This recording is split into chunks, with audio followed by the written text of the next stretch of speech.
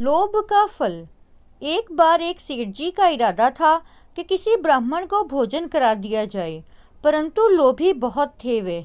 एक दिन सेठ जी एक गांव वाले ब्राह्मण से बातचीत कर रहे थे, तो सेठ जी ने उनसे पूछा, महाराज आप कितना खाते होंगे? महाराज बोले, लगभग एक छटाक। ये सुनकर लाला जी ने उन्हें न्योता दे दिया और कहा, मैं तो कल सौदा तुलाने जाऊंगा, आप घर जाकर भोजन कर आवें। यही बात सेठ जी ने सेठानी से घर आकर कही कि मैं तो कल सौदा तुलाने जाऊंगा, ब्राह्मण जी आए तो वो जो मांगे दे देना।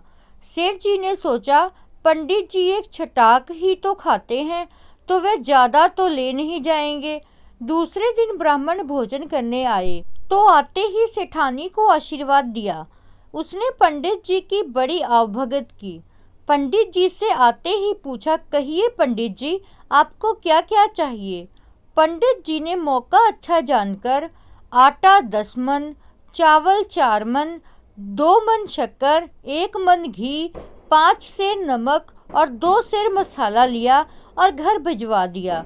फिर भोजन करके दक्षिणा में 200 अशर्फियाँ लेकर घर आ गए और आते ही घर पर ओढ़कर लेट रहे और ब्राह्मणी से बोले, अगर सेठ जी आवे तो तू रोने लगना और कहना, जब से आपके यहाँ से आए हैं तब से बहुत सख्त बीमार हैं।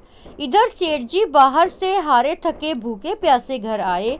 सेठानी से पूछा, ब्राह्मण जी भोजन कर गए?